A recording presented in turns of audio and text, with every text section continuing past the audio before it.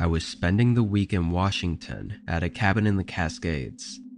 It was pretty far out of the major cities and was down a long dirt road with dense forest all around.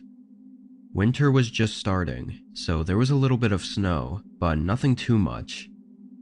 The first 3 days were great. It was peaceful, quiet, and relaxing. But midway through the 4th day, there was a knock at the door. I had no idea who it was, or who it could have been. I walked over and opened the door, as there wasn't any other way for me to see the porch from inside the cabin. There was a man. He had a thick winter jacket on and a black wool hat. His face was pale with red cheeks, and snow was sticking to his clothes. He'd clearly been outside for a while. "How can I help you?" The man gave a friendly smile and said he was just a bit lost and wanted to know the way back into town. I was confused. Was he trying to walk the 1-hour drive to town in the cold and snow? And how did he even get out here in the first place? Take a left here and follow it to the main road. It's a straight shot from there." I figured it wasn't any of my business, so I just told him what he asked for. He smiled and nodded. There was a strange pause for a few seconds, as he just stood there and neither of us spoke. I got uncomfortable and said bye, closing the door. I heard his boots walk off the porch soon after. It was an interesting interaction for sure, but I went back to what I was doing and forgot about it not too long after. Several hours passed. The light snowfall from earlier had started to pick up, which made me a little nervous because I wasn't sure how my car would handle the dirt roads with thick snow. To keep an eye on the weather, I went to the back door and pulled the curtains back so I could have a view from the living room. When I did, I was kind of startled. There were shoe prints in the snow, walking around the back of the cabin. Again, I was so far out that anyone just walking around here was very strange. It was hard to tell how fresh the prints were, though. I wasn't sure how long the snowfall had picked up for, so it could have been as long as several hours ago, or as soon as just a few minutes ago. My mind immediately thought back to the man who came by the door earlier. Had he gone around the cabin before going up to the door? Maybe he thought the cabin might be empty and was snooping around to find out. That would be really creepy, though. I felt really uneasy after seeing those shoe prints in the snow. It didn't help that the sun had already set, too. It was too dark, cold, and windy outside to even try to look around. I closed the curtains and went around to make sure all the doors were locked, then turned off all the lights and went into the bedroom. There wasn't a TV in there or anything, so I just pulled up a video to watch on my laptop as I laid in bed. I was trying to relax and shake the uneasy feeling I had. It took a while, like probably an hour, before I was feeling better. The steady sound of the snow outside in the dark cabin room started to make me sleepy. I shut the laptop screen and started getting ready for bed when a knock came from the front door. I physically jumped. I stood still for a moment while I just felt my mind go blank from the sudden fear that came over me. They knocked again. "Hey, it's me again. I'm still lost. It's cold out here. Can you please help me?" It was the man who stopped by earlier. Why the hell was he still around here? I opened the bedroom door so I could listen better and looked out into the main area of the cabin. It was really dark, and the man continuously knocking was extremely unsettling. But then, after, I don't know, maybe 30 seconds, the knocking stopped. The wind outside felt like it picked up. It was the only thing I could hear. I really wanted to know if he left, though, or where he went. I quietly crept out into the main room, which I knew had all the curtains and blinds closed, so he shouldn't be able to see me. Without opening the door, my only option was to look out one of the windows. It didn't have a clear view of the porch, but I could see the front of the cabin leading up to the road. I pushed the curtain aside and looked. I could see a set of footprints going up to the porch, but none leaving. He must still be at the door. I walked back and got my phone. Service was good enough to call 911. They estimated it would be 45 minutes before they would make it. I locked myself in the bedroom and waited. 10 minutes went by with not a single sound, which was really eerie, knowing he had to be just silently standing outside the door. All I heard was the heavy wind smacking against the windows. Then there was a sudden thud against the cabin. I had no idea what it was, but it sounded like it came from the front of the cabin, and it was pretty loud. But then it was silent again. I was shaking and terrified. Time seemed to move extremely slow. Eventually, red and blue lights began flashing outside the windows. Feeling relieved, I got up and started walking to the front door until I heard the officer yelling to get down. I listened as he kept yelling, and there was clearly something going on outside. Then that thud sounded through the cabin again, followed again by the officer yelling. Turned out the guy actually never left. He had climbed onto the roof of the cabin, and I guess was just sitting up there, waiting. Maybe for me to forget about it, and try to find a way in the middle of the night. I don't know. The officer made him get down and arrested him for trespassing. Other than that, the guy did well not to admit to trying anything. It seemed like he'd been outside around my cabin for the entire day though, which is really disturbing. What he was really trying to do is unknown, but it likely was something really awful.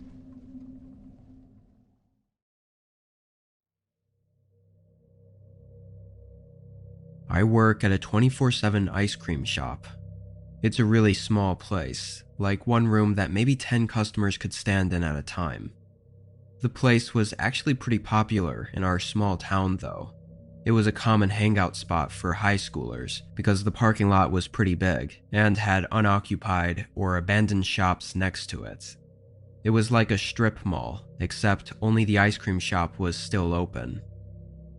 Usually the crowds were gone by 10 though, and it would just be the occasional group of kids stopping by in the middle of the night. I worked part-time overnight shifts, typically from 11 p.m. to 4 a.m. This night, I got in and did the usual, cleaning up the mess the previous workers left for me. It only took about 30 minutes, so after that, I just sat back and waited. Around 1 a.m., a group of teens came in, but other than that, it was dead. Halfway through my shift, I got so bored that I decided to do some extra cleaning up around the back. I tossed a bunch of garbage out and headed outside to toss it into the dumpster. The dumpster was actually in the front of the shop, kind of on the side of the big parking lot, near the other abandoned shops. I walked over and tossed the trash in. The night was quiet, not even any cars out driving around. As I walked back though, I noticed a light flicker in one of the abandoned shops. I thought it had to be a reflection of a car passing by or something, but after looking at the road and again seeing no cars, I got really confused. Was I just seeing things? I walked slower, keeping my eyes on the front windows of the store and just waiting for something. Then it happened again. A light shined past the windows for only a few seconds. It looked kind of like someone shining a flashlight around, deep inside the back of the store. After that brief sighting though, it didn't happen again, so I really had no way to confirm anything. The only part that kind of shook me about this was that the light was in the abandoned building that was attached to the ice cream shop, so it was just on the other side of the wall where I worked. I reassured myself that if it was someone in there, it was probably just some kids exploring the empty building, completely harmless. There really wasn't much else to do aside from wait around for the rest of my shift. It was about 2 a.m. now. I leaned against the counter and just stared out the front windows, spacing out, when I heard something beside me. I looked at the wall, and it sounded again, against the other side of the wall. It was relatively quiet though. I only noticed it because the night was completely silent.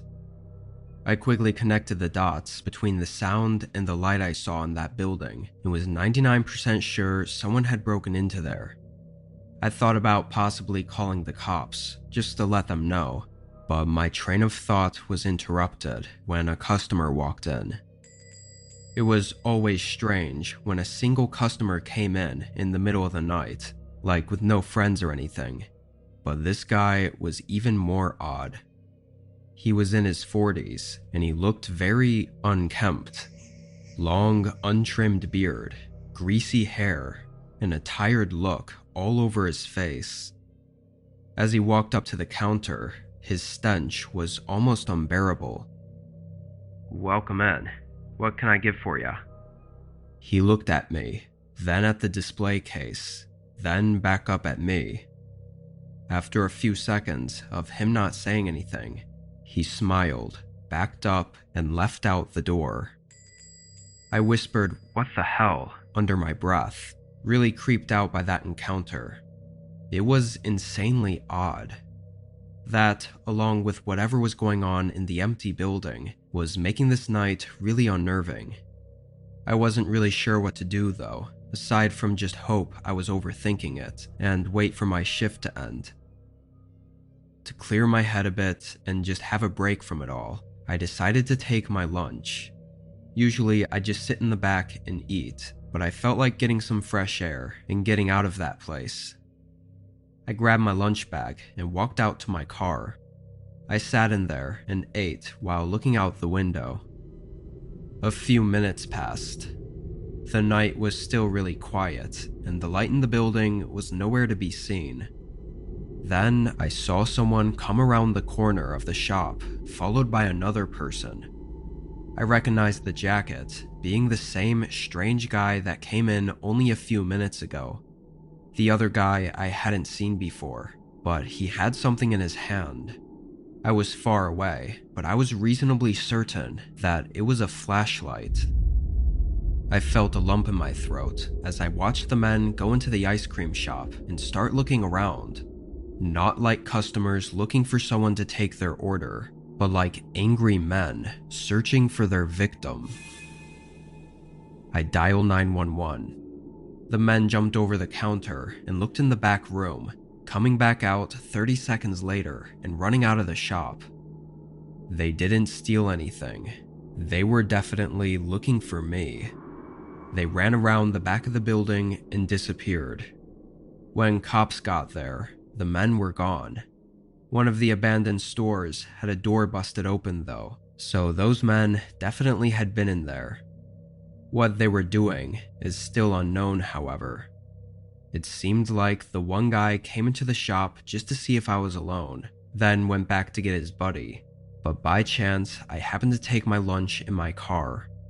If not, I don't know what would have happened. I live in a pretty old apartment. It was just cheap enough for me to live alone in it, so that was the only reason I lived there. It definitely had its issues though. Anyway, this was a regular night after getting out of work. It was late, but I'd actually gotten out of work 2 hours early, so I got home and heated up dinner, then sat on the couch to watch TV for the rest of the night.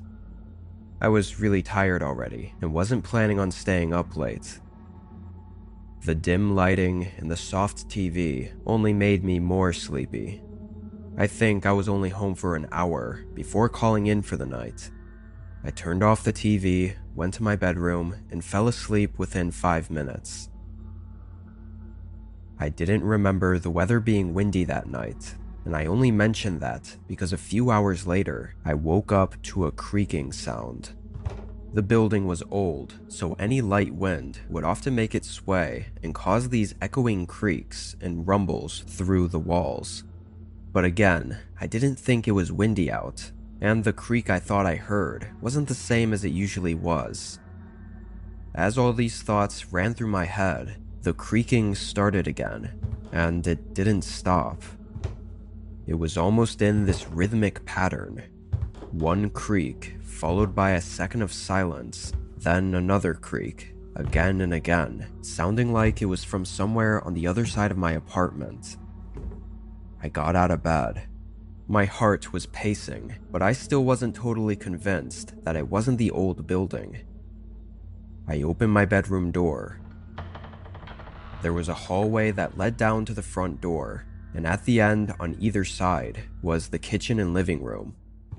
I looked down the hallway as I could now hear that the creaking was coming from the left side.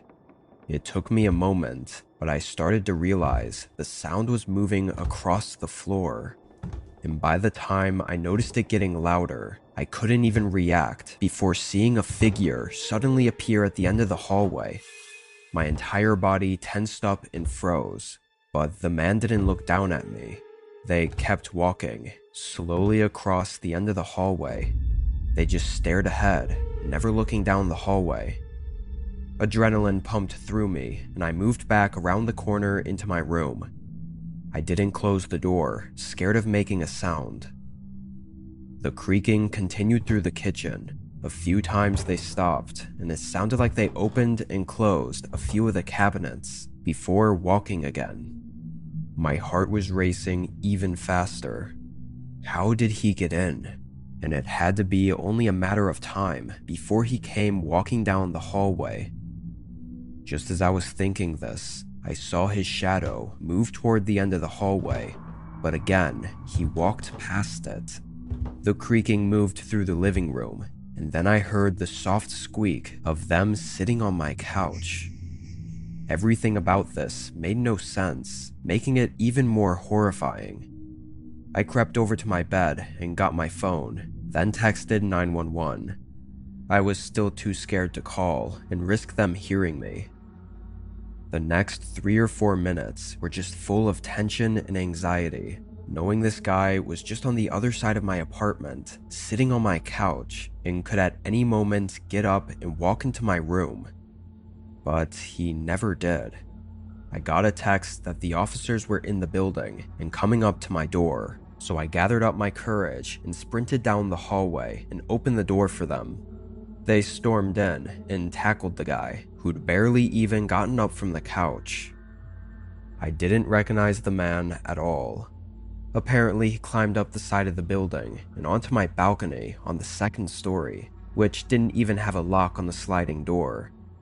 It seems almost impossible that this wasn't a specific break-in at my place, but the man denied everything, said he was just trying to rob a random apartment, even though he had taken nothing and didn't even have a backpack to haul stuff in. I mean, he even sat on my couch and just chilled there, like he was waiting for something. Plus, it would have been way easier to rob a first-story unit. Part of me wonders if me getting out of work early had anything to do with this. Like, did the guy somehow know my schedule, and was that why he was sitting on the couch, thinking I wasn't home yet, and waiting for me? There's really no way to know. I think it's the uncertainty of what the man was doing that really makes this event so disturbing. Like, would he try it again in the future? And was he really targeting me? Or was I just incredibly unlucky? I'm really hoping I don't have to come back with another story in the coming years. This was at the beginning of March last year. It was still winter, but the snow and cold around here had mostly died down. The ground was still frosted in the mornings most days, but it was just warming up enough for me to start getting back into my outdoor hobbies. Hiking, camping, biking, all that sort of stuff that I had to put on hold for the last 3 months.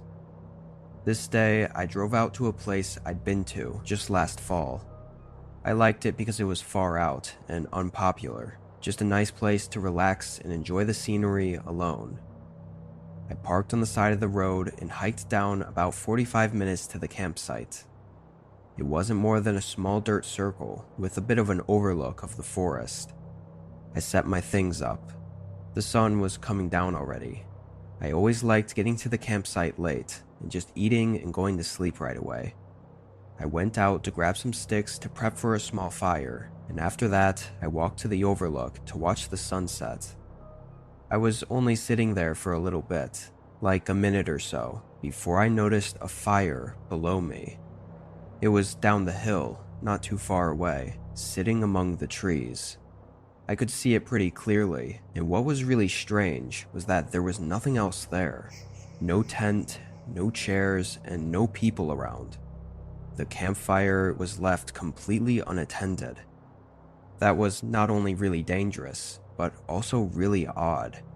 It doesn't burn forever, so someone had to have lit it up recently, only to leave it. I thought they'd have to be back at some point, so I sat there and watched it for a while.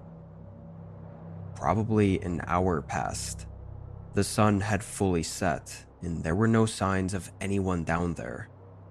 Strangely, the fire seemed to pick up though, almost like they had put full logs under the sticks so that it would burn longer and larger, like a bonfire.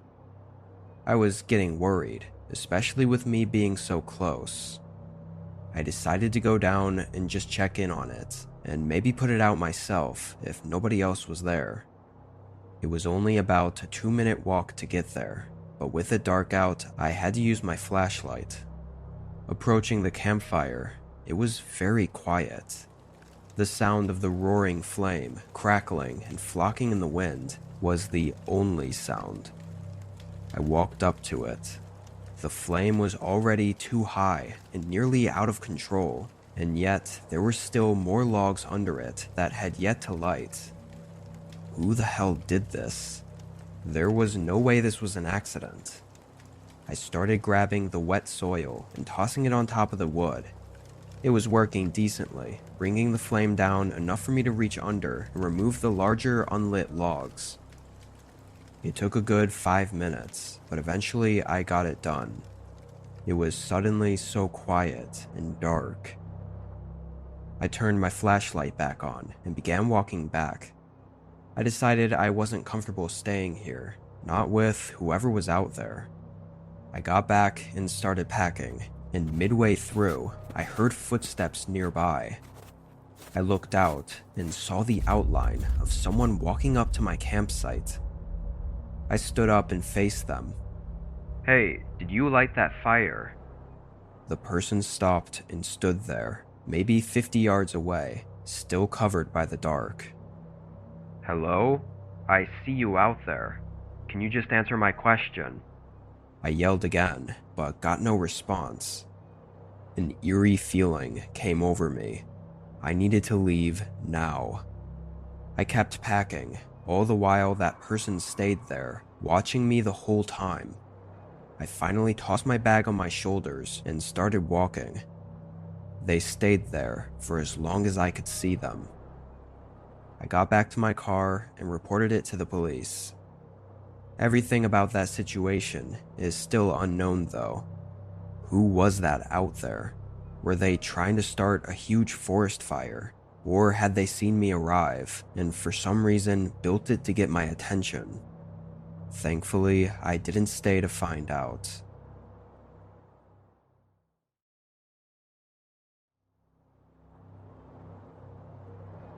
I was staying at a cabin in a pretty rural town near a skiing resort I like to go to every winter. The resort was really expensive to stay at, so a lot of people use these cabins instead. Anyway, this was just a few days in. I had spent the whole day skiing and got back to the cabin around 7. I cut the day a bit short because the cold really set in after the sun went down. I showered and ate, then sat by the fireplace to wind down for the night when I heard footsteps coming through the snow. They came up to the door, and as I got up to see who it was, I realized they didn't knock. I stopped walking halfway there and waited. A few more seconds went by, then they finally knocked. I cautiously walked up and opened the door. I think since it wasn't my place, I felt like I had to answer the door for some reason. There was a man, maybe late 30s, with dark hair and a thick beard.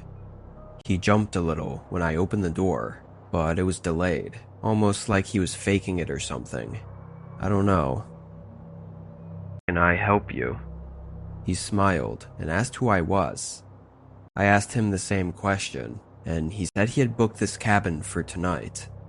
I told him he had to be mistaken, and I asked if he could show his receipt or something, but he made up an excuse. Well, now it was weird. I didn't know what else to say. I knew I had the cabin for the week, so I just said sorry and started to close the door, but he put his hand on it and stopped me. "Could I maybe come inside for a minute while I figure this out, just to escape the cold?" he said, his face returning to a smile. Maybe I was being harsh, but something about this guy really put me off. I said sorry again and closed the door. I waited, listening to make sure he left. He didn't move for a while, like 30 seconds. Then he finally walked away.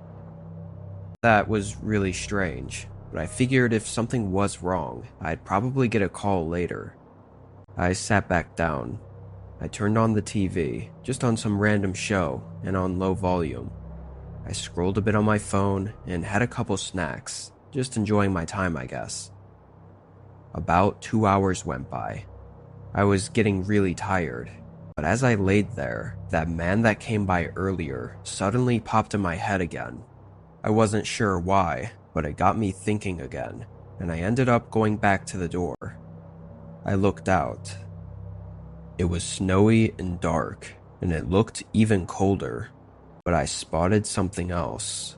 Someone standing out in the woods. I couldn't tell if it was the same man or not, but I had no reason to believe it was anyone else. I went back to the couch and called up the property that owned the cabins. They called the police. It actually didn't take long before 2 officers came walking down the path. The man saw them too, but they didn't let him get away. Disturbingly, the guy had a sling bag on him, with several tools commonly used with breaking into homes, as well as a hunting knife. It's pretty obvious what he was going to do, though there's no clear reason as to why. He never booked the place like he said he had. It was definitely just him trying to get in easily. Whatever the case, had I not checked before going to bed, I likely wouldn't even be here right now. I was almost killed by my ex-boyfriend. I'll be changing the names to protect myself. Now I'll start with a quick backstory. At the time of the attack, I was 19, almost 20. My ex, Gavin, was 27, and we had a big chow chow and a cat. The dog was his and the cat was mine. We lived in a 3-bedroom house. A few months before, we had allowed a friend to stay with us, Lacey, and it didn't end well, as she was just sort of taking advantage of us. The week leading up to the attack, Gavin had just gotten back from his work trip, which I believe was about 3 to 4 weeks away from home.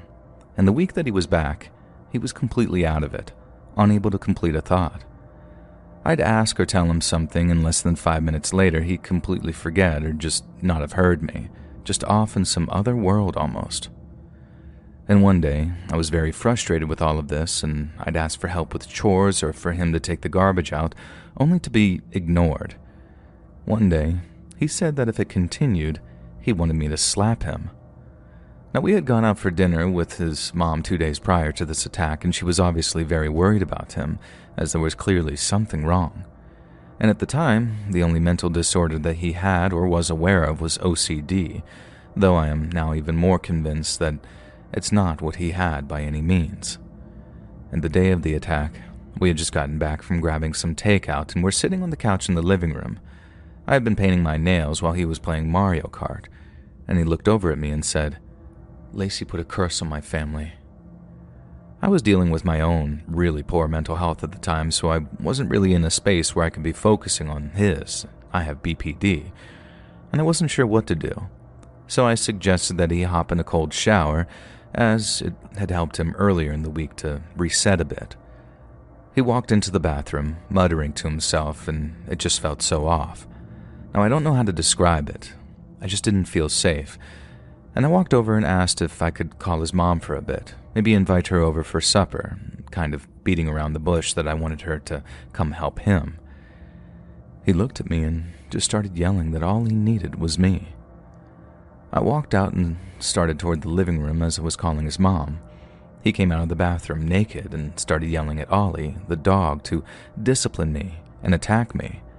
Mind you, he was trained as my guard dog. And at this point, I believe his mom had answered the phone and heard what was happening. He started calling me Lacey and saying that I needed to pay for what I did. I immediately ran into the bedroom with my phone, and his mom was still on the line.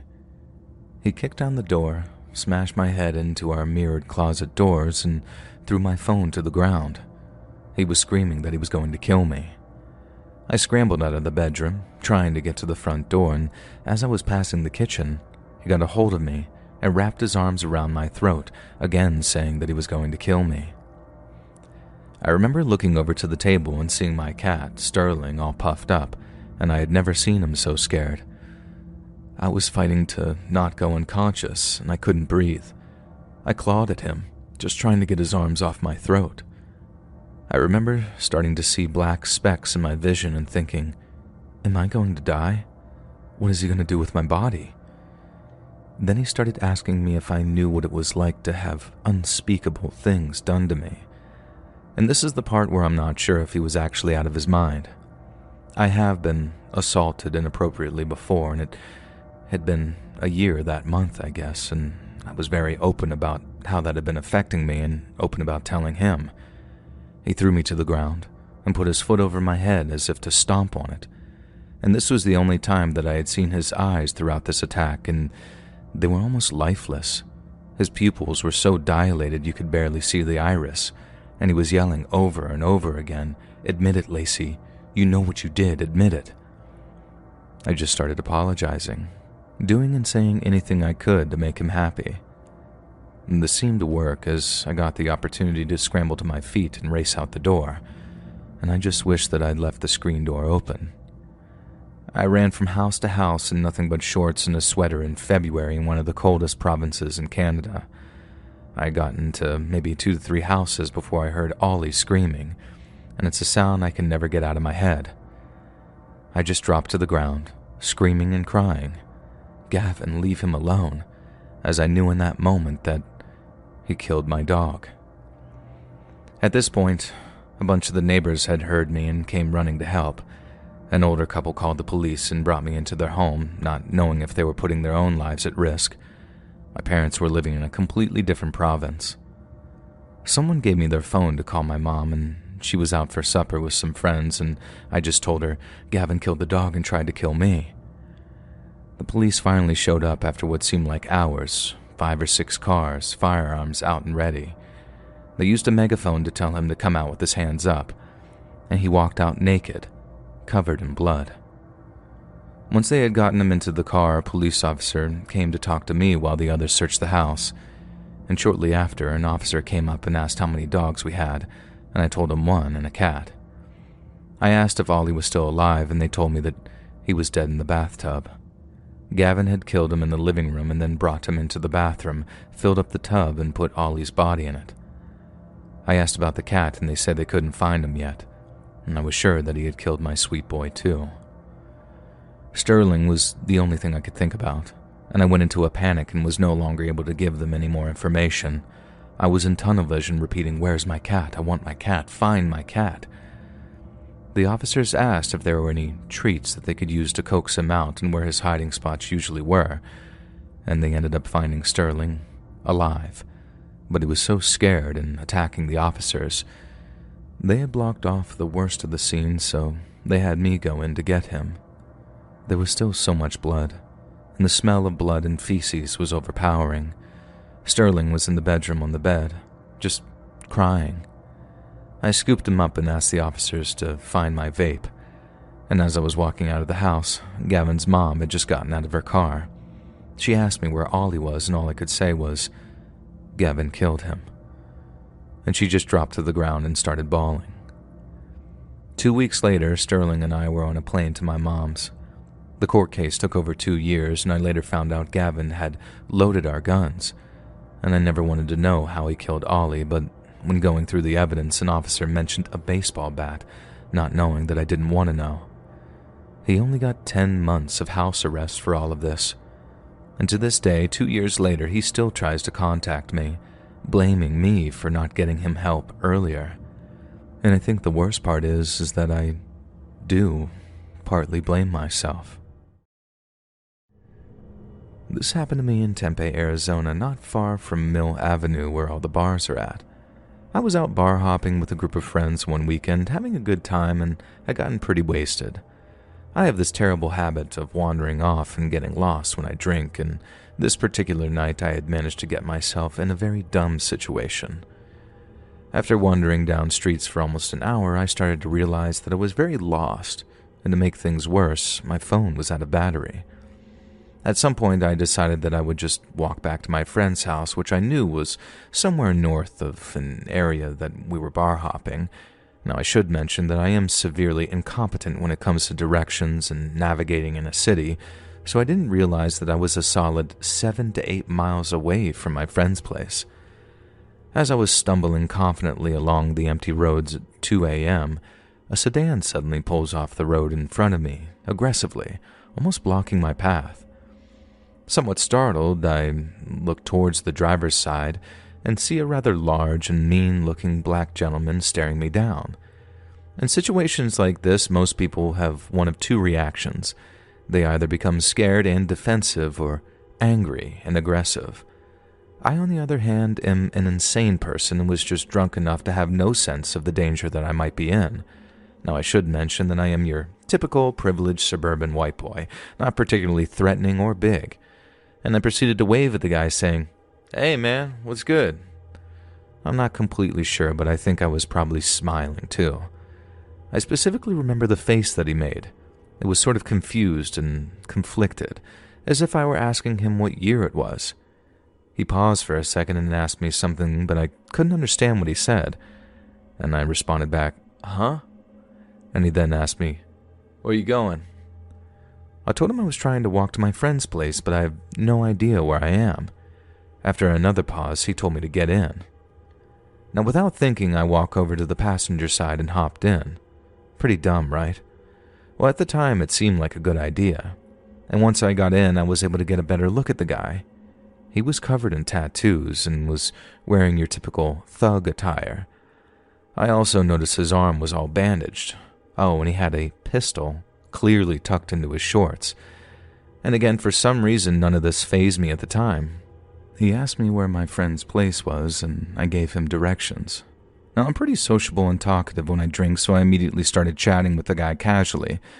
I don't remember exactly what we talked about, but eventually he started telling me that he had just gotten out of the hospital after being treated for a gunshot wound on his arm, and his girl just broke up with him because of it. Apparently, she didn't like that he was in a gang and getting into gunfights. Go figure. He then told me that he was real pissed off about her and about getting shot, and he was driving around looking for someone to rob when he found me, and that he has served time for robbery in the past. At that point, my drunken brain started to connect the dots, and I thought about the roughly $200 that I had in my wallet at that very moment. But instead of freaking out, I just said something like, "Damn, man, that's rough." He also told me that he really wanted to be a rapper, and he was trying to get his music career started. I tried to be supportive, telling him to just go for it. And about 10 to 15 minutes later, we pulled up at my friend's place. Now, this is when I should have just gotten out of the car and told the armed man thanks for the ride, but again, I'm an insane person and felt like I owed him one for taking me all the way there, so I asked if he wanted to come in and smoke some, and he said he was down. At this point, my friends had already been back for a while and were all wondering what had happened to me. And as you might expect, they were awfully surprised when I showed up with a strange black guy who I now knew was a gang member who had debated robbing me at gunpoint. What the dude did next sort of sketched everyone out, though. My buddy lives in a house with a few other people. His room is at the very end of the hallway, and that's where they all were listening to music. He also has a huge safe in his closet that is visible as soon as you walk in the room. I didn't realize it, but my new friend had brought his gun inside with him, and shortly after entering the room after everyone said what's up, he took his gun out of his waistband and put it down right on top of the safe in front of everyone. It seemed like a really odd thing to do, but it was a lot better than what he could have done. I feel like it was a sort of show of respect, like he wanted to show that he wasn't going to use it. Luckily, I do have super chill friends, so they acted cool and were about to roll up a blunt, so a few minutes later we all went back to smoke, leaving that gun in his room. The dude chilled with us for a while longer and actually seemed to get along with some of my friends who had a similar interest in music. He then picked up his gun off the safe and left without incident. Looking back, I realized that could have gone much, much worse, especially since my buddy had a lot of cash in that safe and could have easily robbed us at gunpoint at any time. And I like to think that although he was a criminal and a gang member, he was also just a guy going through a hard time, and a little kindness and marijuana prevented that night from going very, very bad.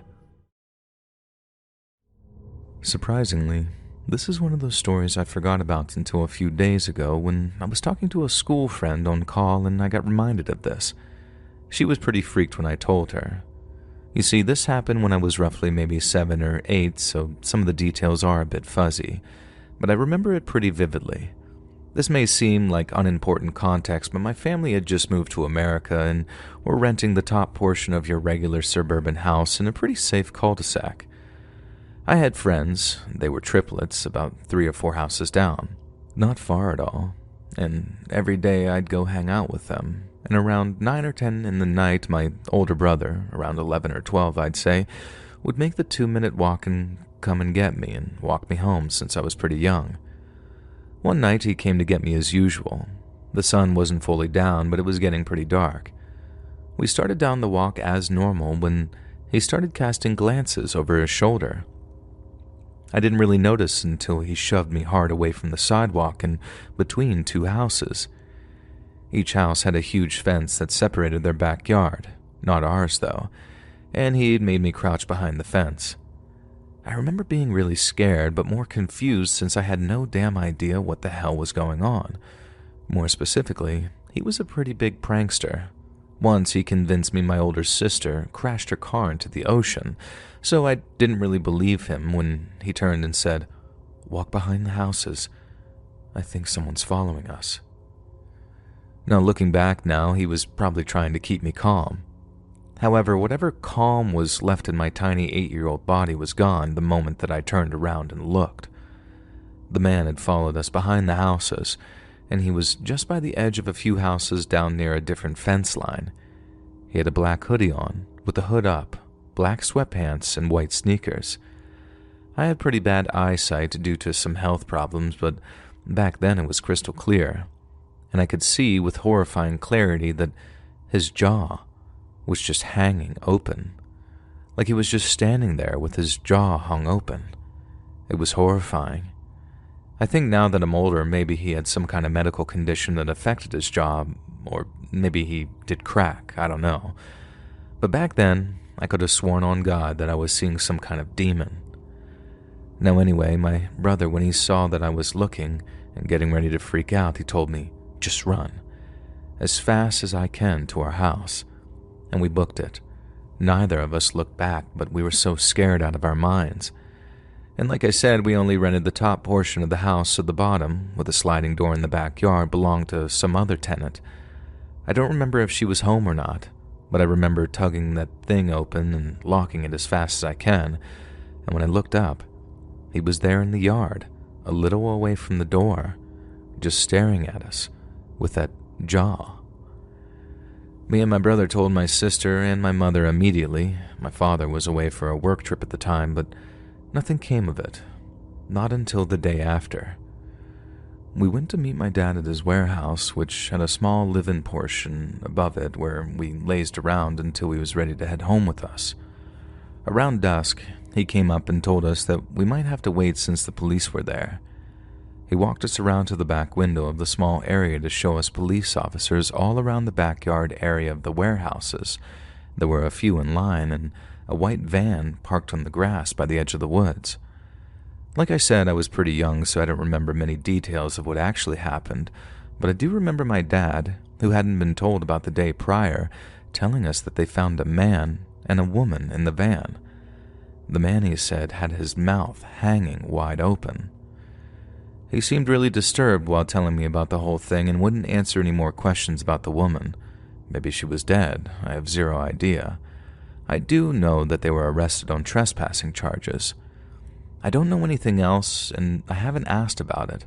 I doubt that he'd remember. It's been over a decade, and he's pushing 70, but it freaks me out to this day. I still can't believe it happened, and I don't have any answers for it. I talked to my brother briefly about it in hopes that he remembered more than I do, but all I got was a long tirade about whatever medical condition the guy probably had for his mouth to be like that.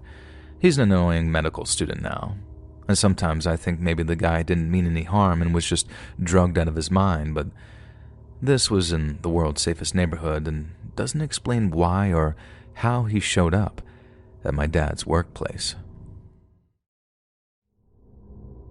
When I was a freshman in high school, Alyssa was my role model. Alyssa was a senior. She was so gorgeous, confident, smart, effortlessly stylish, and always owning the room. Back then, I was too shy to talk to her. Seniors are already pretty intimidating to freshmen, but Alyssa was next level intimidating because she was such a queen. I didn't expect anyone to see me the way that I saw Alyssa, but I was pleasantly surprised in my senior year. And in my senior year, I started finding cute little notes in my locker. I wasn't expecting that at all, but I was really flattered. The first one said, "You were beautiful in that dress on Friday." The handwriting was neat and simple with a cute little heart at the end. More notes kept coming in, always in fourth period too, and I got a note every week or two. I know they came during fourth period because I checked my locker before and after every class, and they were all very sweet, and they said things like, "Your smile lights up the hallway.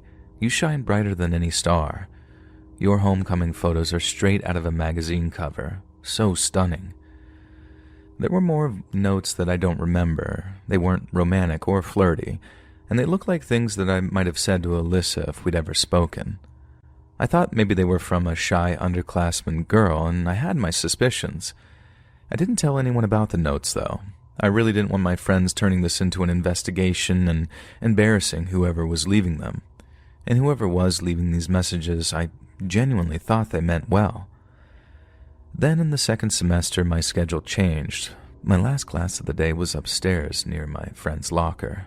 My friend's last class was near my locker, and we swapped lockers. I forgot all about the notes until my 18th birthday. And that morning, my friend handed me a note that she found in my old locker, and it said, "Happy birthday, princess." At first, she thought the notes were meant for her, since any of those compliments could fit her too. But when she realized that the birthday didn't match up, she put two and two together. And come to think of it, I don't think any of the notes ever said my name. I admitted that the notes had been happening all year, and I explained that I didn't want to make a big deal out of it. Then my friends launched their investigation that I had been worried about. All the girls in our friend group became detectives trying to solve this little mystery, and one friend, who didn't have a fourth period class, stationed herself by the lockers to survey that area, and it worked. The notes weren't from a shy freshman or even from a boy. They were from a janitor, an older woman none of us knew. We all recognized her, but I don't think any of us had ever talked to her. She'd been leaving these notes for several months, watching me closely enough to comment on my outfits, field hockey games, and even what I posted on Facebook. I saw her at the last field hockey game of the season. She sat quietly in the stands. That was the only time that I noticed her watching me, but I have no idea how I didn't notice her watching me before. None of us brought this up to her, and she hadn't done anything technically wrong. But it all felt so unsettling in a way that's very hard to explain.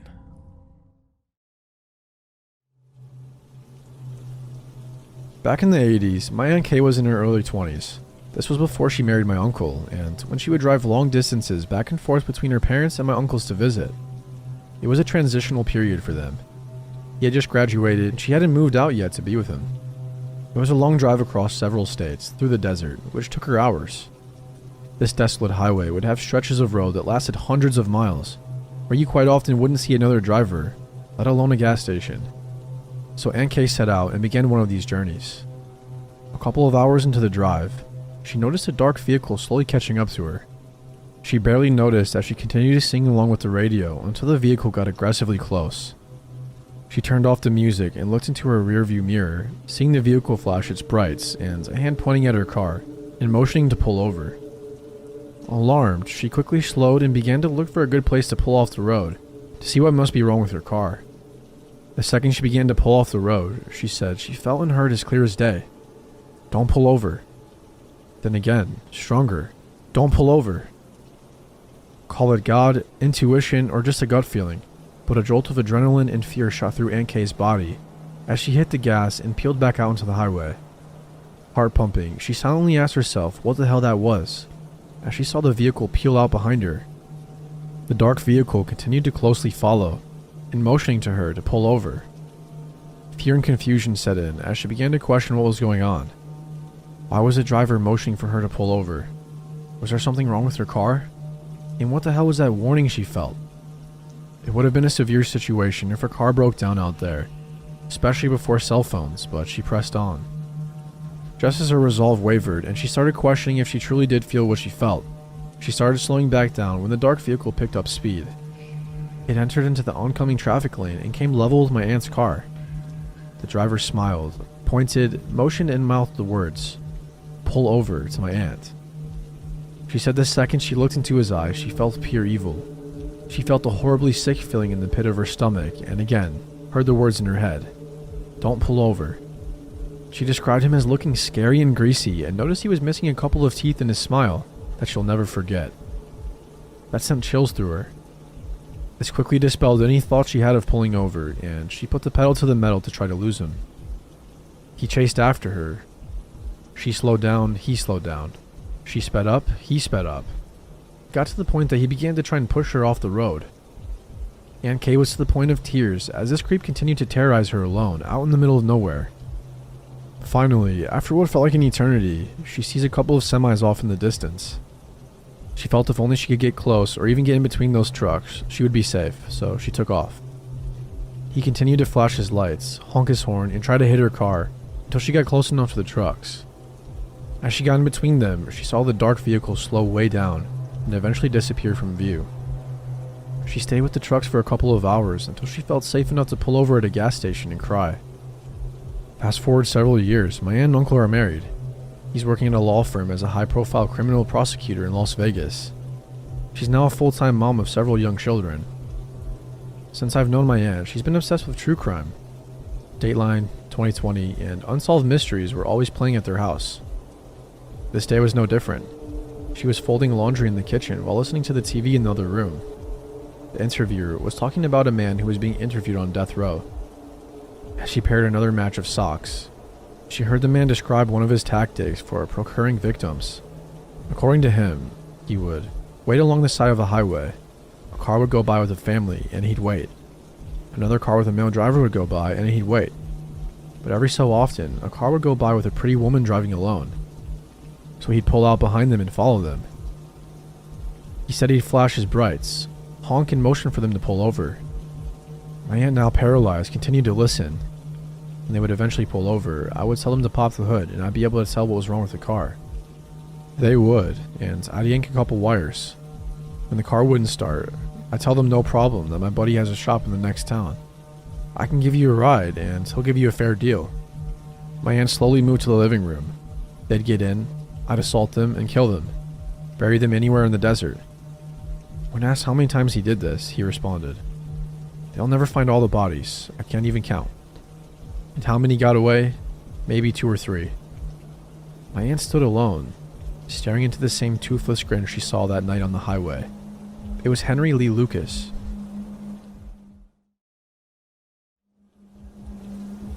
It was a hot summer day. I had gone for a hike and got seriously lost, which is another story. Suffice it to say that I had hiked through trackless wilderness for mile after mile, and even when I found a road, I was so far from a car I didn't know which direction to go. Dead tired, exhausted, and still several miles back to the car. Finally, I was on the way home late in the afternoon, on a hot, sunny summer day after many hours lost in the mountains and woods. It was about 15 miles to home, and I live out in the country. As I started into the drive, I saw an overweight, out-of-shape fellow hitchhiking in the direction I was going. I saw that he had a long, hard walk in front of him, just like I had completed only 20 minutes ago. Of course, I felt sorry for the fellow having a similar ordeal as I just had, and so I stopped and motioned for him to get in. I did not realize my ordeals for the day were not over yet. As he opened the door, he gave me a look and we exchanged a greeting as he squeezed into the front seat. He was going to a spot off of the highway, on the way to my house, and off we went, engaging in light conversation. I glanced down at his side and I noticed he had a prosthetic arm, made of a hard, heavy ballistic plastic, with a metal hook for grasping instead of a hand. From the conversation, he was an out-of-work construction heavy equipment operator, whose house was undergoing a bank foreclosure. He was basically squatting illegally on his own property, probably hitching around during the day to avoid the sheriff evicting him and coming back in the evening to let himself into the basement. So basically, a homeless vagrant and a transient that still had a physical address. This didn't raise any red flags with me at the time, though maybe it should have. I have a repertoire of interesting stories I like to tell. I dusted one off and told him a yarn or two to pass the miles and be friendly, as it makes the ride easier. He listened politely, and I found he liked to talk a little bit himself. My tales must have encouraged him because he began to tell me a very strange tale of his own. He began to relate to me that years ago, during what he claimed was one of the worst blizzards of the century, in his words, a woman had a bad accident on the US route that went past his house. He said that she was badly injured from the accident and bleeding to death. His story continued, and he mentioned that the weather was so bad that the road was undrivable, but as a construction operator, he had a backhoe. He said that he loaded the injured woman into the bucket of the backhoe and drove her 30 miles through the freezing cold, in blizzard, to a major medical center and delivered her to the ER. That was a pretty odd tale, I thought. I am pretty street smart, having seen a lot of the world, and some of the more dangerous places in it. I believe that he had changed up the story somewhat to protect the guilty. He wanted to share his story but disguise his role or what had really happened. In other words, I believe his story contained a kernel of truth, but he had changed a few details. I am pretty quick to spot inconsistencies, and also can analyze just as quickly. It comes with the street smarts, I guess, another word for the survival instinct. What I think is true is that a woman who was fatally injured, perhaps someone who had come to his door for help. I thought that she died, and I think he used the bucket loader to bury the body. The why and wherefore I could not guess at, but I had immediately gotten that impression. I didn't have much time to think about it as the drive was coming to an end. It may seem weird to you that I came to that conclusion, but perhaps what follows will convince you. As he ended his story, we had come to the turn for his house. As I turned into the long driveway, he had just ended his story, now began to make improper propositions to me as to what he would like to have happen. I was a bit taken aback, but just simply told him politely that it was not my thing, and ended my conversation as we pulled up to his house, and he continued to insist. The problem was that he was not taking no for an answer. I realized that things were rapidly getting out of hand, but I am a cool customer when dealing with actual stress and danger. I like to think that I'm pretty hardcore, which discourages most potential malefactors, but not this guy, which shows just how dangerous he was. He wasn't getting out of the car, now that we were stopped, and he had his hard plastic arm, solid and heavy as a log, raised halfway between us, looking me straight in the eye and not saying anything. Having studied self-defense, I knew the deal. If I looked away or blinked, he would knock me out with the arm. He was formidable as well. He may have been fat, but he was a construction worker with large arms and muscles, from a life of heavy work. The weight was all to his advantage in any struggle. I knew the deal though, and I always had a plan in case a hitchhiker proved to be dangerous. I had my seatbelt on, and he didn't. The plan was to floor the car into his house at about 60 and put him through the windshield. Even if I was injured or unconscious myself, hopefully he would be worse. The idea was that the noise of a high-speed crash would bring neighbors to find out what happened, and I would also blare the horn. But I could see that if he went through the trouble of knocking me out for the purpose of assaulting me, that likely I would never wake up again. Someone this dangerous was not going to leave a witness that could put him in jail for the rest of his life. Likely, he was a career criminal, and this was not his first rodeo. The other secret, learned from martial arts, is to never look away and hold the gaze. Read the intent, and then spontaneously block or deflect the initial attack. This guy could see from my eyes that he would have a real fight on his hands, that I was fully ready for a life or death combat. The situation ended when he opened the door and anticlimactically got out. I quickly backed out of the yard, spun the car around, giving him a departing glance, and headed out. Whew, I thought. That is the most dangerous motherfucker that I have ever encountered. I really should call the state police and tell them to keep an eye out on that scary bitch, because it will only be a matter of time before he tries to kill somebody, and at least it will have a warning about him on their files. But, I thought, the police often don't seem to take me seriously, and he didn't do anything other than pose a threat. No actual assault. So what can I do? The real reason was, now that the situation was over, I just wanted to forget about it. It had been a very long day after all. A police report would take up another hour of my dinner time, and I would have to deal with possibly skeptical or unhelpful authorities. In 2020 retrospect, I see now that was a mistake. About 10 years later, the property was the site of a very active crime scene. A woman from a nearby state had come to live at that house and had gone missing. I did not realize that his house was the site, till I drove by one day and saw a state police crime scene bus, about 5 cruisers and a police helicopter, and everything marked off with crime scene tape. And then I thought, oh my, I really should have let someone know. It might have prevented this. And I was lazy and concerned more with myself that day. The girl's body was later found in a local pond in a freezer that had come from that house. Dark stories of a couple exploiting a young homeless girl down on her luck emerged, and it seems other folks were involved as well. A crazy tale that I won't get into here, out of respect for the family. I drove by a couple of days later, and the investigation was winding down, and only a cruiser or two were maintaining security. That is when I decided to call into the state police with a story about the backhoe that Captain Hook had told me. The next day, the crime scene was abuzz again. I suspect they were searching for other cadavers. Although the couple was never charged, they both remained in prison on other charges, the last I knew. The lesson for me was, see something, say something.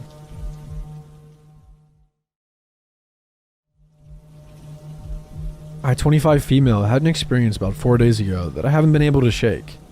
I was dog sitting for my boyfriend while he was away on a backpacking trip. My boyfriend's home is in a semi-remote area at the bottom of a hill at the back of a few acres of property. He's right next to the highway, which has opposite to us a small rural neighborhood. It's both very sketchy and very safe, meaning that the community is so close, but people frequently keep to themselves. And there are lots of abandoned, dilapidated homes right next to a very well-kept homes. A pretty typical countryside neighborhood, so I really didn't feel unsafe agreeing to watch my boyfriend's property and his dog, Hennessy. Hennessy is a 115-pound, jet black American Bulldog, English Labrador mix. He's basically all muscle, and ever since my boyfriend and I began dating, he's become very protective of me and my dog Lottie. Lottie is a 57-pound poodle mix. I'm a dog groomer, so she's usually done up in pretty silly haircuts, with bows and everything. All of this is to say that one of my dogs is very intimidating, and the other is not. Because of his strength, however, I cannot walk Hennessy and Lottie at the same time on my own, and so I usually walk Lottie alone, and then go back and get Hennessy to walk him alone. We do about 30 minutes of walking each, and I like to take Hennessy after Lottie at night, because I feel safer with him as it gets later. This is important, because that was the case about 4 nights ago. I was about 3/4 of the way through my walk with Lottie when I got this really weird feeling that I was being watched. The hairs on the back of my neck stood up, and I looked around to see that about 30 feet or so back, there was a tall man in a hoodie standing next to an older rundown home. I instantly thought the hoodie was weird. I live in Northern California, and it's early August. It doesn't get colder than 87 degrees in the evening, especially when the sun was still setting, and it was at that time. I forced myself to brush it off, as I tend to be fairly paranoid due to my years of reading Let's Not Meet stories. As I kept walking, the sun kept setting, and the streets began to slowly get darker. I would glance back from time to time and notice that the man was keeping pace with me, not breaking that 30-odd foot distance. If I turned a corner, so did he. If I sped up, so did he. Finally, we reached the highway, and I crossed right before a car came speeding past, hoping that if the guy was following me, this would put some distance between him and myself, which it did. But that didn't stop him from continuing to follow me. I walked as fast as I could to the house, not wanting to turn around, but now being able to hear his footsteps in the gravel. At this point, Lottie had noticed him too and started to bark and growl. I forced her to keep moving and thankfully made it back inside the house, slamming and locking the door, hoping that was the end of it. Moments after I'd shut and locked the door, I felt someone trying to open it. The dogs heard this too and started barking because they always do when someone is at the door. There's no peephole on the door, but I can talk to whoever is on the other side. It's a pretty thin door. So I yelled out and asked who was there. Through the barking, I could hear a man's voice. "I love your dog. Can I meet her?" For some reason, the way he said it was so creepy. It was like there was nothing behind it. Kind of like he rehearsed the line or decided to say it beforehand. I yelled back, "No," and asked him to please go away. He paused for another second and then again said, "I love your dog. Can I meet her?" He starts trying the door handle again, this time pushing up against the door. By this point, Hennessy can tell something is wrong, and so can Lottie. The hair on the back of Hennessy's neck is standing up, and he's gnashing his teeth while growling. At that moment, I don't know what possessed me, but I threw Lottie into the bathroom behind me and grabbed Hennessy by the collar, keeping him close to the door with me.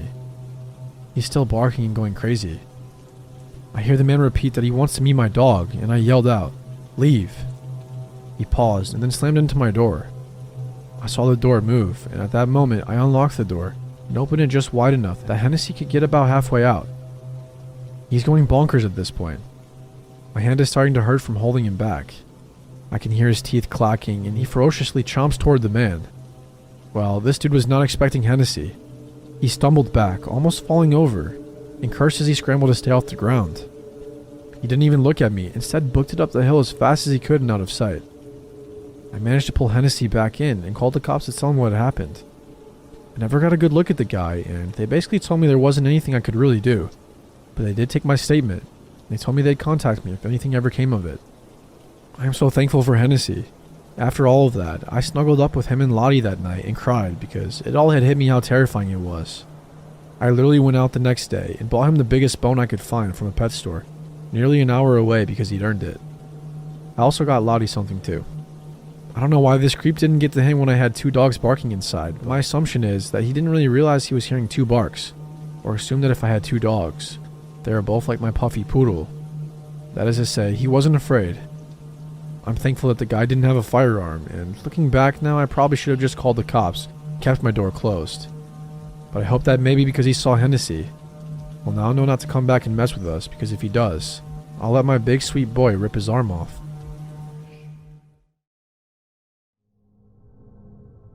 This happened several years ago.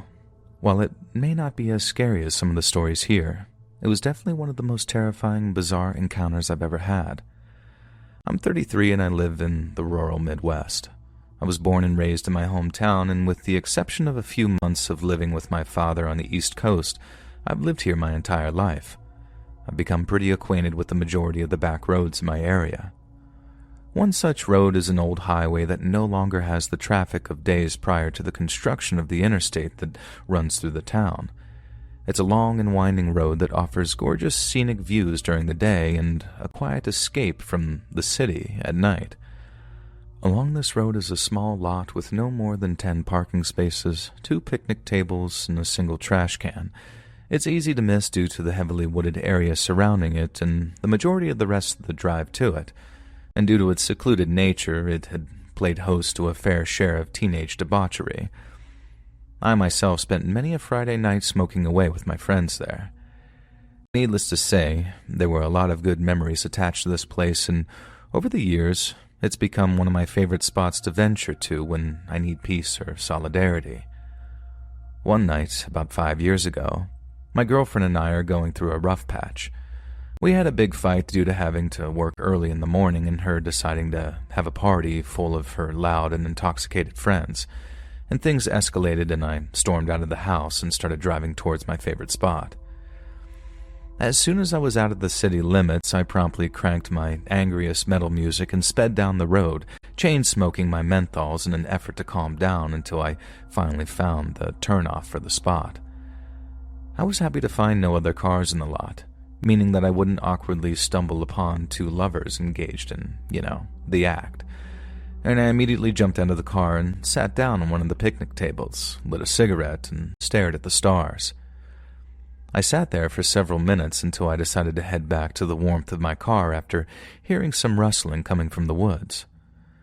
Not wanting to become a chew toy for a coyote or an angry bobcat, I hustled back to my car and blared my music again, quickly forgetting the sounds that I had just heard. I decided to have one more smoke and then make my way home. I smoked it halfway through when, out of nowhere, I heard pounding coming from the passenger side of my car. I looked over to see a large hand beating against the window. I turned down my music that was still blasting, and as I did, I could hear a very angry voice shouting, "Open the door," while yanking on the door handle. Thankfully, my doors were locked, and after a few moments, the man disappeared from the passenger side and then reappeared out of the driver's side window while screaming and cursing at me to open the door. He was now punching my window trying to get in. I was frozen, in a mix of confusion and fear, but eventually snapped out of it and threw the car in reverse. It was so dark that I didn't get a good look at the guy, except for a split second he was illuminated by my headlights. He had a black zip-up hoodie with the hood up, a dark gray t-shirt and a ball cap. He was a stocky guy and had to be well over 6 feet as he towered over my Sonata. The only distinguishing feature that I could make out was a very large, dark beard. And I noped out of there real quick. I floored it across the parking lot and back towards the highway. And that's when I heard it. A loud bang that sounded like a gun. I slammed my foot on the pedal, took the first turn I could find, and once I was sure that no one was following me, I slowed down and realized that I was doing 90 on a gravel road. At the time, one of my best friends worked for a nearby gas station, so I made my way to tell him the whole story. We looked over my car thoroughly and found a couple of dents on top of the car and what looked like a boot print on my passenger door. We talked it over and ultimately decided to not call the police. It was a 20-minute drive to the location from the closest town. We were sure that the guy would most likely be gone by the time anyone got all the way out there. And yes, I realized that was probably ignorant of me in hindsight. I'm still baffled by this encounter. I don't know if this guy wanted to rob me, steal my car, or worse, but I'm glad that I made it home in one piece. A few buddies and I who were Boy Scouts together back in the day liked to plan camping trips out into the woods every once in a while. Since we have that history together, things have always gone pretty smoothly. However, we've run into something that our days as scouts didn't prepare us for. We were always trained to watch out for wild animals, poisonous plants, and venomous spiders, and that sort of thing. But we were never told to consider that even in the deep woods, you can still run into people. I've got quite a few stories about encountering strangers in the wilderness, and while some of them are funny, I have 2 experiences I would like to share that are far more disturbing. The first encounter took place in my home state of Florida in early January. 2 buddies and I booked a cheap primitive campsite for the weekend, but when we got there, we realized that the place wasn't exactly secluded. It was right on a dirt road just a few miles away from a rural highway. There were dozens of campsites lined up against the path all around us. Most of them were empty, but about a quarter mile farther down was a family that looked like they were set up to live out there. And right across the dirt road from us was a strange man who was by himself, camping out of his Subaru. He didn't say anything to us while we were setting up, but all 3 of us made note that he was watching us. Not only that, he had a large machete holstered to his hip. From his general demeanor, we figured he was some kind of societal reject who chose to spend most of his time alone in the woods for his own comfort and the safety of others.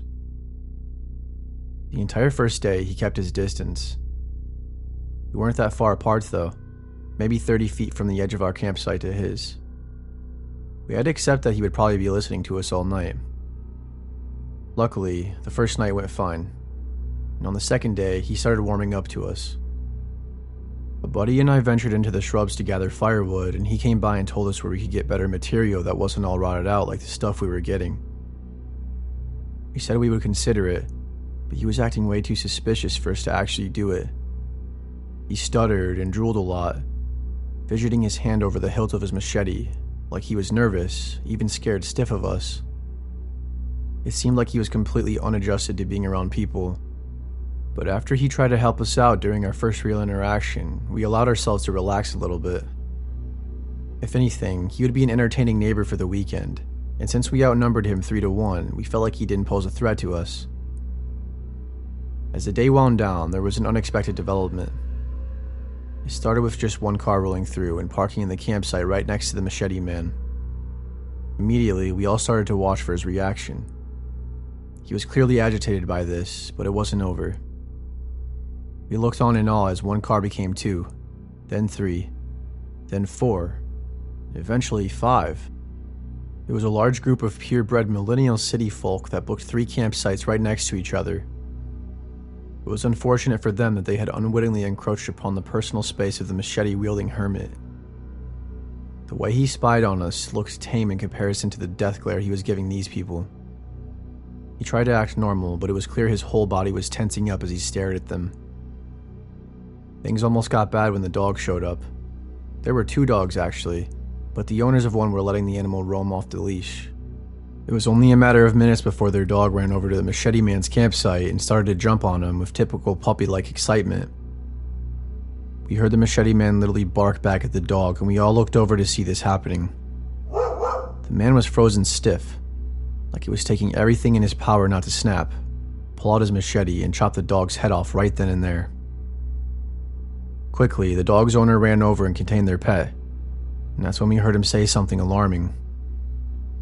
"Next time that damn dog comes over here, I'm gonna shoot the bitch." We thought this would give the city folk the impression that they shouldn't just act like they own the whole place, but surprisingly, they were pretty unfazed. They kept their dog on the leash after that encounter, but as night fell, they became even more intrusive. Their dogs barked constantly, and there were several simultaneous conversations out of the 10 or so people there, which were constantly shouting over each other so they could be heard, to the point to where we could make out every single word some of them were saying. We spent the whole night in hushed tones, making fun of the ridiculous out-of-touch things we heard from them. My friend came up with a pretty good impression of the most obnoxious of the bunch and would repeat everything he said with a mocking tone. Once our fire died down and the temperature dropped, we called it a night and crawled into our hammocks. It was pretty frigid by the Floridian standards, so when I woke up at daybreak, I was too cold to get up, so I shut my eyes to sleep in. The next time I opened my eyes, I saw that same friend crouched by the fire pit trying to get the coals from last night to catch on. I wasn't in the mood to get up until the fire was going, so I shut my eyes again, then a bit later I heard voices. My eyes shot open when I realized that one of them was the Machete Man. He was standing over my friend who was crouched by the pit, well into our campsite, with his hand resting on the hilt, as usual. I pretended to stay asleep and listen to their conversation from my hammock. "Which one of you was doing that dumbass voice?" he asked. My friend stammered and eventually replied, "That was me." A brief silence caused me to choke up, half expecting the man to pull out his machete, but that's not what happened, thankfully. Instead, he laughed awkwardly. "Man," he shouted, "you guys had me rolling in my tent last night." My friend sighed with audible relief. "Yeah, that's cool, man. We thought it was pretty funny," he said. That's when the Machete Man leaned in and muttered something else. "I'm serious, guys. I was this close. If you guys hadn't got me laughing last night like that, I was about 10 seconds from going over there with a 9mm and making them shut up." My friend was unable to come up with a response to this, understandably, so the man kept talking. "I hate when those goddamn city people come out here. They ought to stay in Orlando. You guys ain't from there, are you?" No, we're not from Orlando," my friend lied. "We're from Gainesville area." That's not too bad," he said. "Well, anyway, I'm gonna go back and try to get them to leave. See y'all later." At last, he turned around and walked back to his campsite. Once he was out of earshot, my friend looked at me, noticing my wide-open eyes, and asked, "Did you hear that?" "Yeah, man. Good thing we're leaving today, right?" Right around then, our other friend woke up and crawled out of his hammock, totally oblivious until we filled him in. After that, we unanimously agreed to call off the trip a few hours early. We skipped breakfast at camp and packed everything up, leaving well before 10 o'clock. We tried to pass it off as a joke, but when it was said, it sounded more serious than we wanted it to. Don't remember who said it, but one of us did. What if we get home and we see on the news that some guy shot up a whole campsite full of people from Orlando? Thankfully that never happened, but when we left, it really felt like we were abandoning those people to their fate. I dread to think of what might have happened if we hadn't brought a sense of humor to that situation. We were definitely caught off guard by it, and I couldn't think of any other way to handle it. Nobody expects to be overcrowded when they go primitive camping, but unfortunately, this wasn't our last experience with the woodland hermits. I took a break from camping for a couple years, but I recently went on my first trip in a while. There were 4 of us going in total. I brought some of the friends that have gone with me before, and one of them brought their new fiancé. I booked a familiar campsite, but in the time I was away, it became different from how I remembered it. The trees were healthier, the shrubs were thicker, and in general, the foliage was more colorful and abundant. The foot trails that used to snake through the woods around the site were completely overgrown. People must have forgotten about that area for a couple of years through the lockdown, so of course, the forest moved in to take it right back. However, my fellow campers were not appreciative of this. In the past, we were all on the same page about respecting the woods, but this time around, they were acting different. I can't say I blame them. The last few years have been tough, and it's good to let loose. But it's also always crucial to remember that you're a guest in nature's domain when you're in the wilderness. Unfortunately, as soon as we were set up, all of my friends started to act like a bunch of college kids.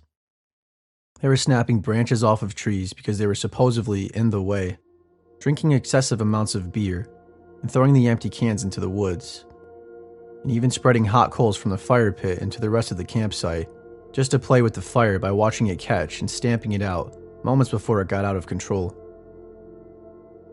They were literally breaking every possible rule. I got upset with them and I told them to cut it out, but they more or less just shoved a beer in my hand and told me to chill. I tried to enjoy my time, but as the evening wore down, so did I. While everybody else sat around the fire, I turned in early. I was restless, even though I wasn't even that physically tired in the first place. I was just in a bad mood. And they were all talking extremely loud and needlessly yelling about nonsense. I didn't check the time, but I know it was late when they finally called it a night. It was like the whole forest took a breath when they all shut up and passed out. I laid there listening to the bugs for a while, long enough to be the only person left awake. Then I got up to pee one more time. I crawled out and walked to the tree line around the campsite to unzip. Naturally, my eyes drifted off into the darkness of the woods. Looking up, I could see the crescent moon peeking through the canopy. Then looking forward, it was just all trees and shadows, until I saw something else. A pair of eyes looking straight at me, almost going white. I immediately jumped in surprise and covered myself up, looking away for a mere split second. Looking back, and I saw the eyes had moved closer. Close enough to make out the tiniest bit of detail in the moonlight. It was a person, or at least it seemed like a person, just standing out in the open. There was something bone-chilling about them. I knew I had to call them out, but I was nearly too afraid to speak. Hey, who's there? When they didn't respond, I thought to shine my flashlight on them. I fumbled through my pocket for the little one I'd taken out with me, again looking away for a single second before clicking it on and shining the beam on them. Of course, they had moved again, a full 10 feet or so, and now there was only 30 feet between us. I cursed in fear, but now that I had some light on them, more details came into focus. I was in disbelief at first, but I was looking right at my friend's fiancé. She was in the same clothes I'd seen her last wearing, looking exactly like she normally does, except the abnormally reflective whites of her eyes, and the way she was standing like she was being held up by strings. "Haley?" I called out to her. "What are you doing?" There was a brief pause. Then at last, they said something, but I was taken aback by what I heard. "What are you doing?" They copied not only my words, but my voice too. They sounded exactly like me, but Haley was not an impressionist. She didn't have any party tricks like that. So in confusion, I took a step back, and without hesitation, they took a step forward, matching my movement exactly. I stopped backpedaling when I noticed this, and I tried to squint to get a better look at them. That's when I had the thought that maybe she was sick or something. It was a hopeful thought, because otherwise, if I wasn't looking at Haley, I didn't know what I was looking at. "Haley, it's late," I said. "You shouldn't be out of your tent like that. Are you feeling alright? Do you need any help?" Again, she didn't reply in her own voice, but in mine. "You shouldn't be out of your tent like that." A chill ran down my spine. Suddenly, I knew whatever was going on, I wasn't equipped to handle it on my own. I walked backwards towards the tents, keeping an eye on Haley as they followed me step for step, almost gliding through the air like a marionette. When I got to my friend's tent, Haley was past the tree line and standing in the clearing. I started rapping on the canvas and yelling at her fiancé to wake up. "Steven, get up. We gotta help Haley. Come on, man, get your ass up." The flap unzipped and Steven peeked his head out, looking confused and annoyed. "What are you talking about, man?" he groaned. "Haley's fine, dude. She's right here." He pulled back the tent flap and showed me inside his tent, where I shined my light and I saw Haley in her sleeping bag, just starting to stir from all the commotion. "What the hell?" I muttered. Dumbfounded, but I swear, she was just out there. I turned around and shined the light back to where I'd just seen Haley, but nobody was there. Nothing at all, not a trace. "Are you alright, man?" Steven asked me. "You seem a little freaked out." "Yeah, I am really freaked out," I shouted in an outburst. "I don't know what the hell I just saw." "But there's nothing there, bro." Steven pointed into the woods, where there was indeed nothing there, or at least not any longer. I tried to convince him that I seen something, but he brushed me off and told me to go back to sleep. He shut me out of his tent, but there was no way I could go back to mine and relax. Instead, I sat around the fire and stirred the coals back to life, and that's where I stayed for the rest of the night, on guard duty in case that thing came back. I was fraught with paranoia the whole time. Every sound I heard sent chills of pure adrenaline through my whole body, convincing me that I was about to see those deathly white eyes open up and stare at me all over again. At first light, I put my foot down. I woke everybody up and forced them to pack their things and go home. I made the executive decision to call off the trip, much to everybody else's many complaints. None of them took me seriously. In fact, they all tried to convince me I was hallucinating, but we had taken my car and half the gear they were using was mine, so they had no choice but to go with me. The entire car ride back home was silent. I haven't been on good terms with any of them since. They all want me to get my head checked, but I know I'm not crazy. If anyone thinks they might have heard about anything like what I saw, it would help me a lot to be able to research it. The best that I can figure is something that lives out there got quite comfortable with all the humans disappearing for a while, and the party I brought with me was not gracious enough to earn a welcome return. That, or maybe I really am going off the deep end. One thing's for sure, I don't think I'll be getting back into camping. The second time I encountered a person unexpectedly in the woods could have gone much worse. I was camping with the same two guys as the last trip I talked about, except this time there was a fourth person among us who wasn't a former Boy Scout, but just a good friend. This was a much more serious campout. We drove to South Carolina for 4 nights and 5 days, and this time we had a very secluded site to ourselves. After driving on a dirt road for a few miles, the road came to a loop at the end and we parked our cars, then hiked downhill. We hiked a short distance to our campsite, which was on the upper banks of a river. I forget what time of year it was exactly, but it was hot and dry, so the river was only ankle deep in most places, with some waist-deep basins. Vegetation was diverse and the terrain was mountainous, which made it quite alien to our Floridian sensibilities, but all the more enjoyable for it. We'd brought some fishing gear along with plans to explore the river and test the waters on some group escapades. Unfortunately, as a beginner fisherman, I wasn't having any luck while I was going up against my friends. We were all enjoying the trip though, but by the second or third day we were all starting to wear on each other a bit. That's when somebody had the great idea to cross the state line to North Carolina, which wasn't far off, and go to this place called Sliding Rock.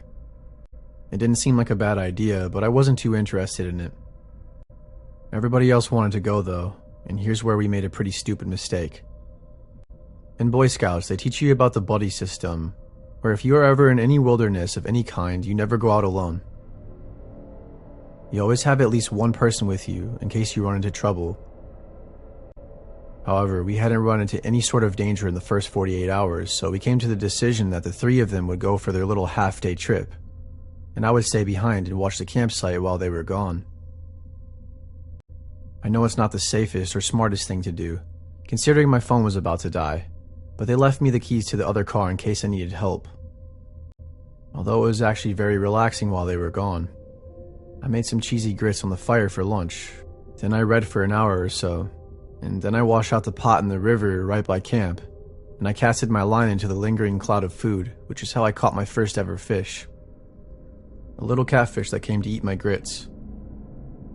I took a photo and sent it to my friends, then with the feeling of luck on my side, I set the catfish free and ventured downriver to try for another. I went down about a quarter mile and cast off over some rapids, eventually catching a baby smallmouth bass. Everybody was only catching small fry since the water was so shallow. After setting that one free, I decided to take a little rest and I sat on one of the rocks in the gentle rapids. I was enjoying the scenery when I felt the hairs on the back of my neck stand up. I had the thought that I was completely alone out there, hundreds of miles away from home in unfamiliar territory. Appalachian territory. Suddenly, I heard a twig snap in the steep woods of the riverbank to my right, and I stood up quickly, looking for movement.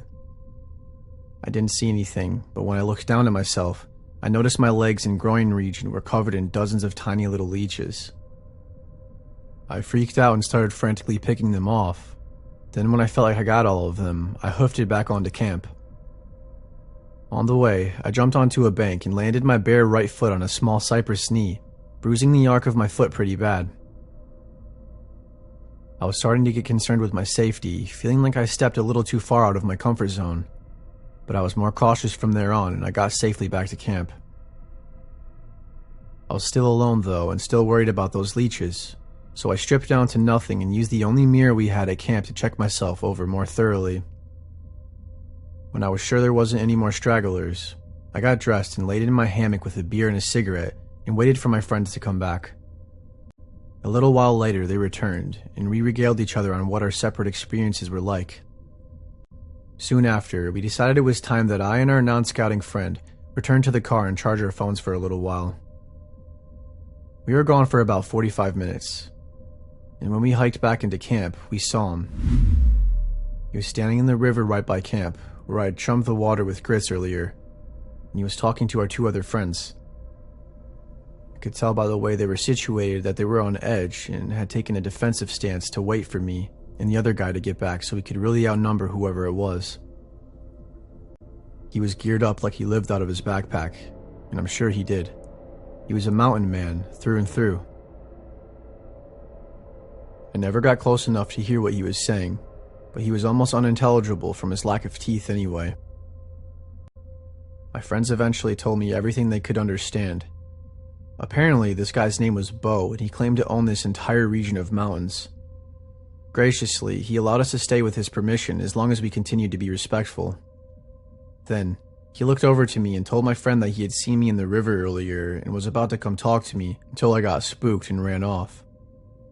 That's when I realized he must have been watching me the entire time, or at least for a lot of it. He probably watched me strip naked too. Regardless, the way he eyed up our entire campsite was suspicious. He seemed a little delusional and unpredictable. I'm immensely grateful that he didn't approach me while I was alone.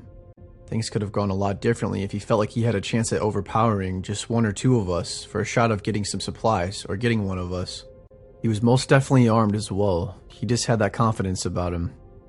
From what my friends who talked to him said, they were very uncomfortable with the way he was slowly stepping closer to our camp. He was standing in the river right by camp, and he finally backed off. The water with. That was a telltale sign that you might have not had the best intentions in mind. Eventually, though, we were able to get him to leave, but we never quite trusted that he wasn't lurking in the mountains all around us, watching us pick our noses and piss on the trees and drop logs in the river, waiting for a chance or an excuse to start playing a banjo and summon a Native American cryptid, or just straight up shoot us since there was no way that anybody else would be around to hear it for miles and miles. For the rest of our time there, we traded off shifts of the night watch in case Bo came back. He never did, but I'll tell you, the blood-curdling shriek of an owl is not something you want to hear in the middle of a night like that.